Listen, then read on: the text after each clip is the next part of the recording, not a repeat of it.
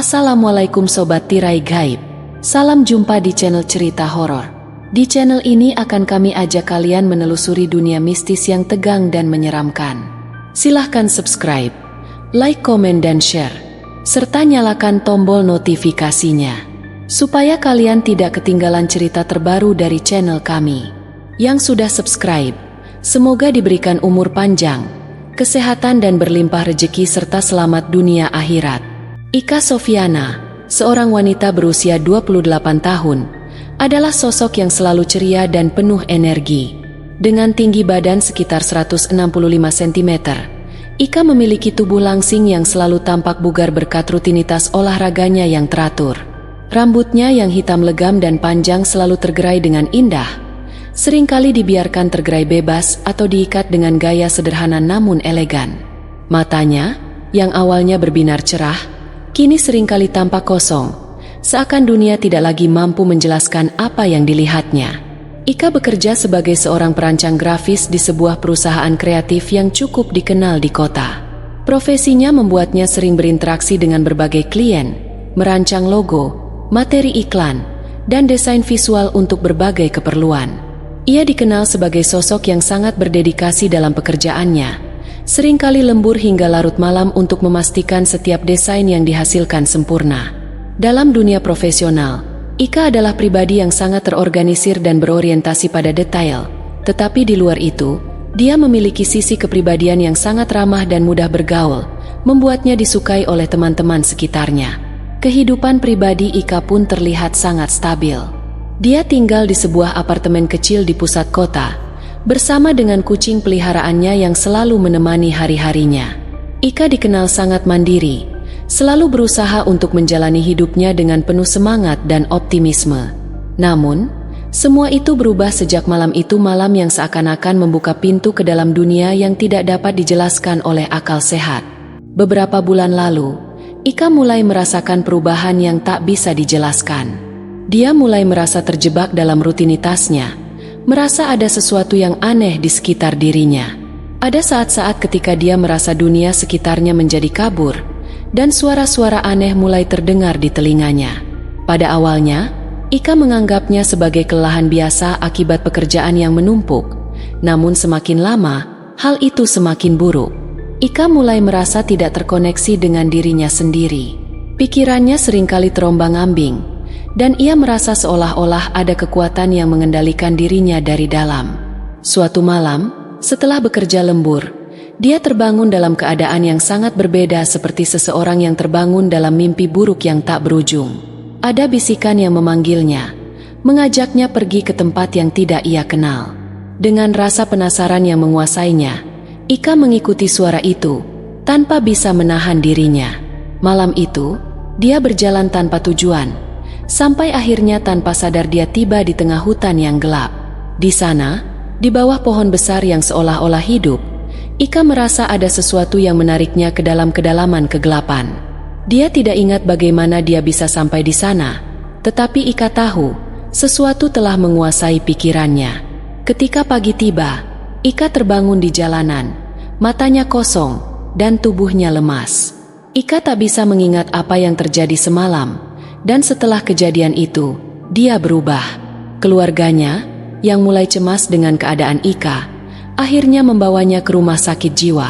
Meskipun mereka berharap dapat menemukan penjelasan medis atas kondisinya, apa yang mereka temui jauh lebih mengerikan. Ika hanya diam, terbaring di tempat tidur rumah sakit, dengan mata yang kosong menatap langit-langit tanpa ada reaksi. Ia tidak berbicara, tidak bergerak, dan hanya duduk diam di sudut kamar. Bahkan para dokter yang berusaha membantunya pun mulai merasa terjebak dalam keputusasaan, karena semua upaya untuk mengembalikan Ika ke keadaan semula gagal. Namun, ada sesuatu yang aneh setiap malam. Ika mulai mengucapkan satu kalimat yang sama, dengan suara yang penuh dengan kepastian dan ketenangan yang tidak wajar. "Aku akan kembali. Aku akan menjemput kalian." Apa yang sebenarnya terjadi pada Ika Sofiana? Mengapa dia bisa berubah begitu drastis? Dan apa yang terjadi pada malam itu di hutan yang mengubah hidupnya selamanya? Yang jelas, satu hal pasti, Ika Sofiana tidak lagi menjadi dirinya yang dulu. Kini, Dia terjebak dalam dunia yang tidak bisa dijelaskan, dan siapapun yang mencoba menghalangi perjalanan takdirnya akan merasakan apa yang selama ini dia rasakan, kehadiran sesuatu yang gelap dan menakutkan, yang terus mengawasi setiap langkahnya. Pagi itu, sebelum mentari sepenuhnya menyinari desa, Siti Laras sudah berdiri di depan pintu rumah. Mengenakan jaket hitam panjang dan topi besar yang hampir menutupi wajahnya, dia melangkah menuju arah yang tidak biasa. Tujuannya adalah rumah sakit jiwa di ujung kota, tempat Ika, sahabat lama yang kini terpenjara oleh pikirannya sendiri, dirawat. Mobilnya meluncur di jalan desa yang sepi.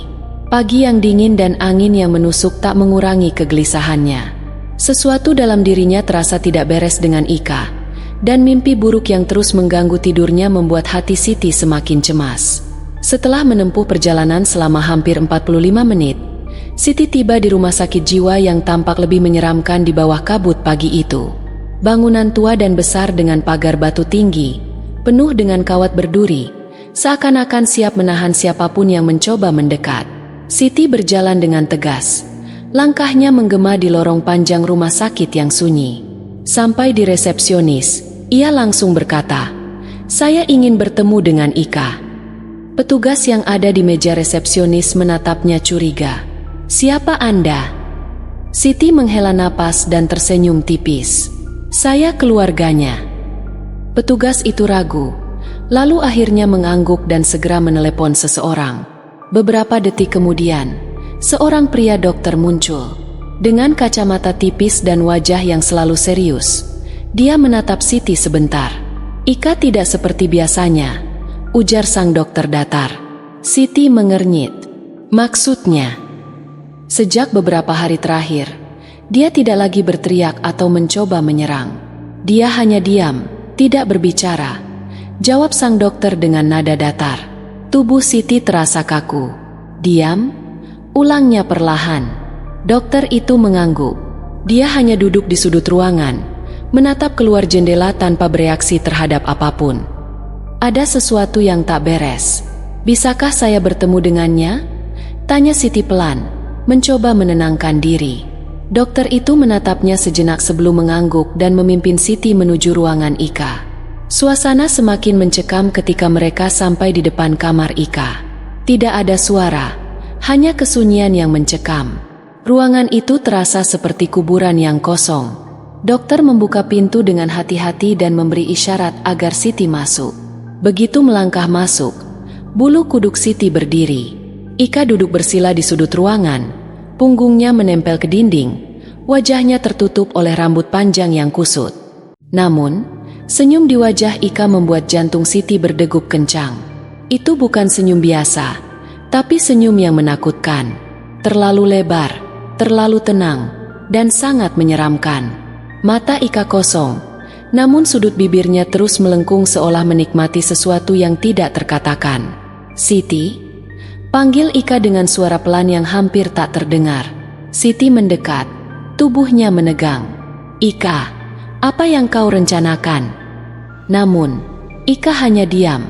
Lalu, tanpa kata-kata, matanya yang kosong menatap langsung ke mata Siti. Bibirnya bergerak lagi, tetapi kali ini, suara yang keluar begitu lirih. "Aku akan kembali."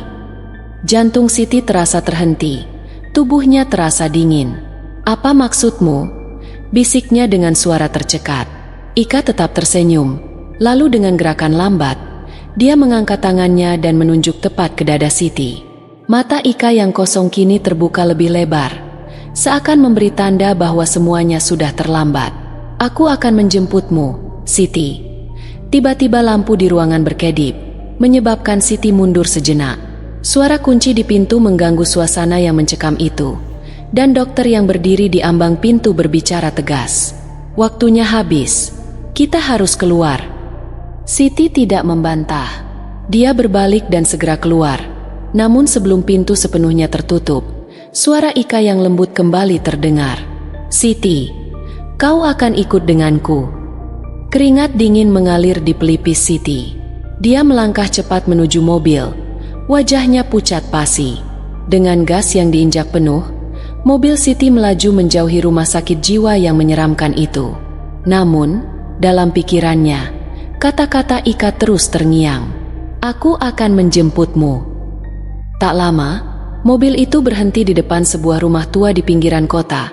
Sebuah rumah yang pernah dikunjungi Siti 6 bulan yang lalu. Rumah itu milik seorang dukun yang pernah membantunya mengatasi masalahnya dengan Ika. Dukun itu, yang hanya dikenal dengan nama Mbak Yani, selalu memiliki cara-cara yang tidak biasa dalam menangani masalah seperti ini. Siti turun dengan langkah tergesa-gesa dan mengetuk pintu rumah itu. Tuk, tuk, tuk. Tidak ada jawaban. Ia mengetuk lagi dengan lebih keras, sampai akhirnya pintu itu terbuka dengan sendirinya. Dari dalam, seorang wanita tua dengan rambut putih panjang muncul, menatap Siti dengan mata tajam yang penuh makna. Kau kembali. Suara wanita itu serak dan berat. Siti mengangguk. Wajahnya penuh ketegangan. Aku ingin menambah dosisnya. Mbak Yani menatapnya sejenak, kemudian menggeleng pelan. Apa yang kuberikan dulu sudah cukup untuk menghancurkan tubuh dan jiwa Ika. Siti, kau masih tidak puas. Aku baru saja menemuinya. Dia tidak lagi mengamuk. Dia hanya diam dan berkata akan menjemputku. Jawab Siti dengan suara terbata-bata. Mbak Yani diam sejenak, lalu memberi isyarat agar Siti masuk. Ruangan itu gelap dan penuh asap kemenyan yang berat. Sesaji terhampar di atas meja, kepala ayam hitam, bunga 7 rupa, dan segelas air yang penuh dengan asap tipis. Mbak Yani duduk di depan sesajen dan menatap Siti dengan penuh perhatian. Apa yang ingin kau lakukan? Siti menggigit bibirnya. Aku ingin dia mati, selamanya. Mbak Yani tersenyum samar. Kau yakin? Tanpa ragu, Siti menjawab. Ya. Mbak Yani mengambil tanah dari kantong hitamnya. Ini tanah kuburan yang belum genap 7 hari. Jika kau ingin dia benar-benar lenyap, kuburkan ini di bawah jendela rumah sakitnya, tepat di kamar tempat dia berada. Siti mendengus. Lalu jika dia tidak kembali ke rumahnya? Mbak Yani mengangguk. Selesaikan dengan cara lain. Ikat kain hitam ini di salah satu pergelangan tangannya. Itu bisa menuntaskan semuanya. Siti menelan ludah, lalu menerima kantong tanah dan kain hitam itu dari tangan Mbak Yani. Tanpa berpikir panjang, dia melangkah keluar dengan cepat, membayar dukun itu dengan sejumlah uang, dan melangkah menuju tempat yang harus dia kunjungi. Sebuah langkah yang akan memastikan Ika tidak akan pernah kembali. Tapi di dalam hati Siti, suara peringatan Mbak Yani terus menggema. Berhati-hatilah, Siti, kadang yang kau kira telah hancur justru menunggumu untuk lengah. Siti berjalan cepat menuju mobil, tangan menggenggam erat kantong berisi tanah kuburan dan kain hitam. Langit di atas mulai memerah, tanda bahwa senja segera tiba. Ia tahu waktu semakin sedikit, dan ia harus segera menindaklanjuti perintah Mbak Yani. Ia tak bisa menunggu lebih lama. Ika, yang dulu penuh dengan kehidupan, kini menjadi ancaman yang semakin nyata. Suara, aku akan menjemputmu, Siti, terus terngiang di telinganya, seolah mengintai setiap langkah yang diambil. Saat mobil melaju kembali menuju rumah sakit, suasana semakin mencekam. Jalanan yang semula ramai mulai terlihat lebih sepi. Deru mesin mobil yang biasa kini terdengar lebih menggelegar, menciptakan ketegangan di dada Siti. Begitu tiba di rumah sakit, dia segera keluar dari mobil dan berlari menuju gedung yang menyeramkan itu. Dalam hati, dia berdoa agar semua ini segera berakhir, agar Ika tidak pernah bisa bangkit lagi. Siti menatap bangunan itu dengan penuh keteguhan. Dia tahu apa yang harus dilakukan.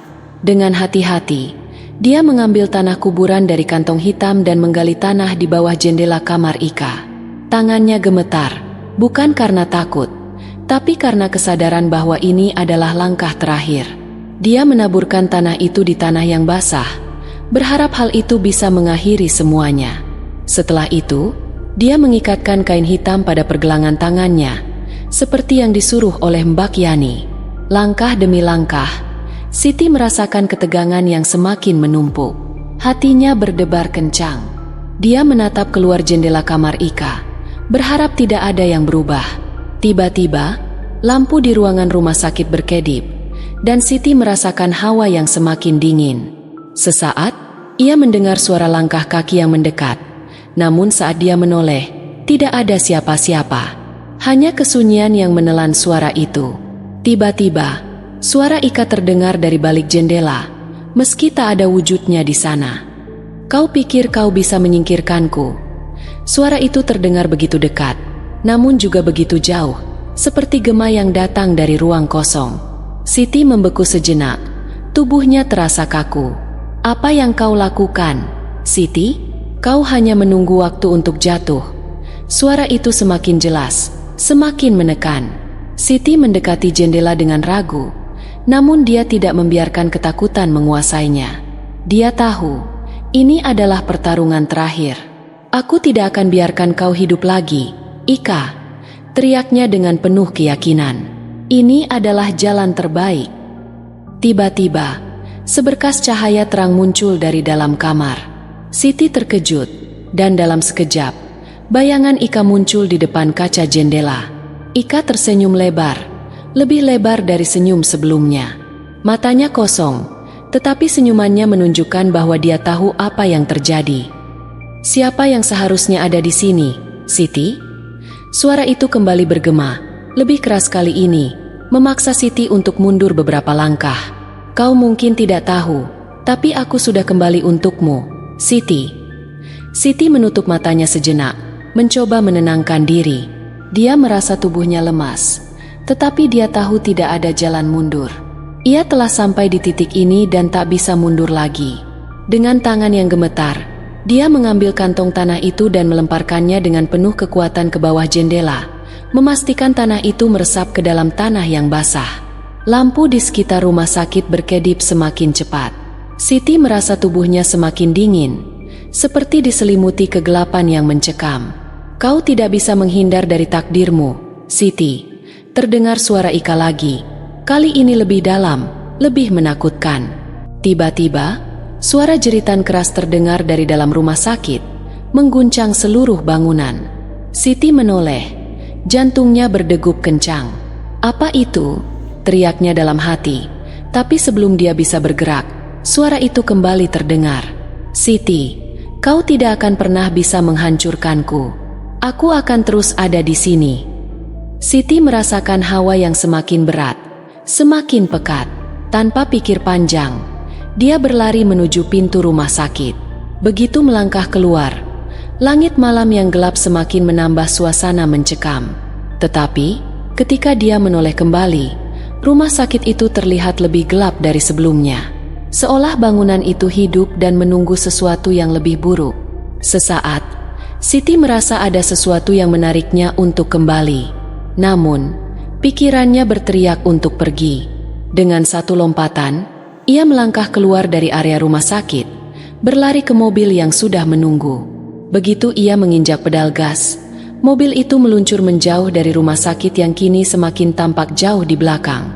Namun, di dalam hati Siti, ada satu perasaan yang tak bisa ia hindari. Apakah Ika benar-benar telah pergi? Ataukah ini hanya awal dari sesuatu yang lebih besar? Siti menatap kaca spion mobil, dan saat itulah ia melihat bayangan Ika berdiri di pintu rumah sakit. Senyumannya yang menyeramkan kembali terlihat. "Aku akan menjemputmu, Siti," ujar suara itu dalam bisikan yang hampir tidak terdengar. Itu adalah akhir dari perjalanan Siti. Namun, sebenarnya, perjalanan itu baru saja dimulai.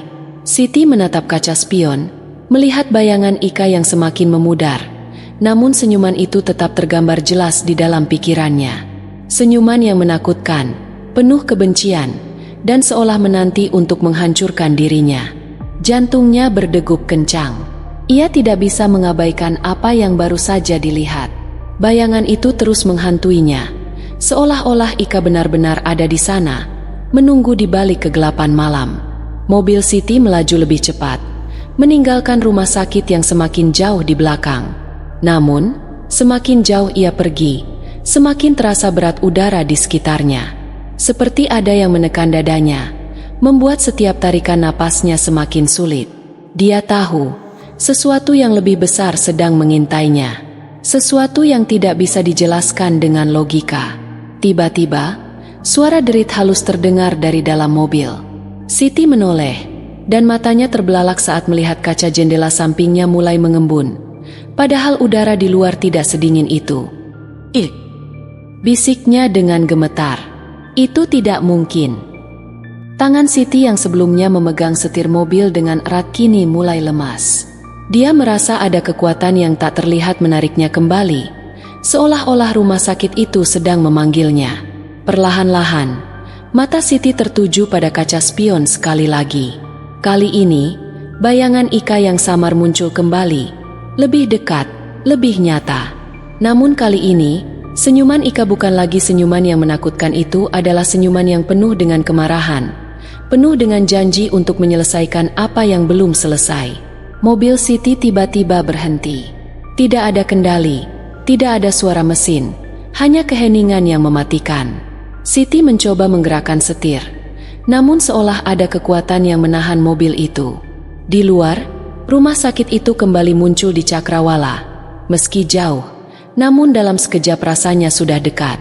Di atasnya, langit gelap semakin menghitam, seolah menelan cahaya matahari. Di dalam mobil, Siti merasakan tubuhnya semakin berat. Semua keinginannya untuk melarikan diri terasa sia-sia. Tangan Siti meraih gagang pintu dengan panik, berusaha keluar. Namun pintu mobil itu terkunci rapat, tidak bisa dibuka. Tidak bisa. Ucapnya, mulutnya kering, tubuhnya semakin tak bertenaga. Tiba-tiba, suara pelan terdengar dari belakang kursi mobil. "Aku datang untuk menjemputmu." Suara itu terdengar sangat dekat, sangat nyata. Ika kini duduk di kursi belakang. Wajahnya yang pucat dengan senyuman lebar yang menakutkan. Matanya kosong, namun penuh dengan kekuatan. Siti terdiam, tubuhnya membeku. Ia ingin berteriak, namun suaranya hilang. Tak ada yang keluar. Hanya suara desahan napas yang memenuhi ruang mobil. Ika mengulurkan tangannya dengan lambat, dan saat jarak mereka semakin dekat, Siti merasakan sesuatu yang aneh. Sebuah energi gelap yang penuh dengan kebencian, yang membuat jantungnya semakin cepat berdetak. "Sudah waktunya, Siti," ujar Ika dengan suara serak dan penuh keheningan. "Semua yang kau coba lakukan tidak akan berhasil. Aku akan kembali, dan kali ini, kau tidak bisa menghindar." Siti merasa tubuhnya semakin terhimpit. Hatinya hampir meledak. Ia tahu ini adalah akhir. Namun, sebelum dia sempat menanggapi, tiba-tiba ada suara keras yang memecah keheningan itu. Suara bel di dalam mobil berbunyi dengan kencang. Suara itu bukan berasal dari mobil Siti, melainkan suara bel yang berasal dari luar mobil, suara yang datang dari arah rumah sakit. Mata Siti terbelalak, dan dalam sekejap, pandangannya menjadi kabur. Dia terkulai lemas, merasa tubuhnya jatuh, tanpa bisa mengendalikan dirinya. Saat itu, dunia seolah berhenti berputar. Rumah sakit yang dulunya penuh dengan kengerian kini menjadi tempat yang sangat nyata. Pintu mobil terbuka dengan sendirinya, dan Siti merasa ada tangan yang menariknya keluar. Dengan langkah yang tidak bisa dia kendalikan, dia mulai berjalan menuju rumah sakit itu. Setiap langkah yang diambilnya seolah dipandu oleh sesuatu yang lebih besar, lebih kuat, dan tak bisa dilawan. Namun, ketika dia melangkah masuk ke dalam rumah sakit, suasana di dalamnya terasa sangat berbeda. Semua pasien yang ada di sana tampak menatapnya dengan mata kosong, tetapi dengan senyuman yang serupa dengan yang Ika tunjukkan. Tidak ada lagi suara, hanya desiran angin yang terdengar pelan di dalam lorong yang panjang. Siti merasa kakinya semakin berat, dan saat ia melangkah lebih jauh, bayangan Ika kembali muncul di depan matanya. Senyumannya yang menyeramkan semakin jelas, dan suara Ika terdengar di telinganya. "Selamat datang di tempat yang telah kau buat untuk dirimu sendiri." Dengan satu langkah terakhir, Siti tiba di kamar Ika. Namun, saat pintu dibuka, dia terkejut melihat tempat itu kosong. Tidak ada siapa-siapa, hanya kamar yang gelap dengan jendela yang tertutup rapat. Tapi saat dia melangkah masuk, tubuhnya terjatuh ke lantai, dan suara Ika kembali bergema di telinganya. "Kau tidak bisa pergi, Siti. Kau adalah bagian dariku sekarang." Dengan tatapan kosong, Siti menutup matanya, dan dalam keheningan yang mematikan, dia akhirnya mengerti bahwa dirinya sudah terperangkap dalam permainan yang tidak akan pernah berakhir. Dalam Islam, kita diajarkan untuk selalu menjaga iman dan kehati-hatian terhadap godaan dan gangguan dari makhluk gaib yang tidak tampak oleh indera kita. Allah mengingatkan dalam Al-Quran bahwa syaitan dan jin adalah makhluk yang dapat mempengaruhi pikiran dan hati manusia, seperti yang disebutkan dalam surah Al-Jin ayat 72, dan sesungguhnya ada di antara kami, jin, yang saleh dan ada pula yang tidak demikian. Sebagai umat muslim, kita diajarkan untuk senantiasa berdoa dan berlindung kepada Allah dari segala bentuk gangguan makhluk halus, dan tidak membiarkan diri kita terperangkap dalam perasaan takut atau terhina akibatnya. Salah satu cara untuk melindungi diri adalah dengan selalu menjaga sholat, membaca ayat-ayat Al-Quran, dan melindungi diri dengan doa-doa yang diajarkan Nabi Muhammad SAW, seperti doa perlindungan dari gangguan syaitan yang terdapat dalam surah Al-Falaq dan surah An-Nas. Selain itu, Islam juga mengajarkan pentingnya tawakal kepada Allah dalam menghadapi segala ujian hidup. Ketika seseorang merasa terperangkap dalam kesulitan atau gangguan yang tidak bisa dijelaskan, kita harus ingat bahwa hanya dengan menyerahkan segala urusan kepada Allah, kita akan mendapatkan ketenangan hati. Dalam surah At-Taubah ayat 51, Allah berfirman, "Katakanlah, tidak akan menimpa kami kecuali apa yang telah ditentukan Allah untuk kami, Dia adalah pelindung kami." Dan hanya kepada Allah lah orang-orang yang beriman bertawakal. Dalam menghadapi cobaan, kita diajarkan untuk tetap berdoa, berusaha, dan tawakal kepada Allah, karena Dia adalah satu-satunya yang dapat memberikan jalan keluar dan memberikan ketenangan dalam setiap keadaan yang penuh ketidakpastian. Terima kasih Sobat Tirai Gaib. Jangan lupa subscribe, like, komen dan share, serta nyalakan tombol notifikasinya, supaya kalian tidak ketinggalan cerita terbaru dari channel kami. Yang sudah subscribe semoga diberikan umur panjang, kesehatan, dan berlimpah rejeki, serta selamat dunia akhirat.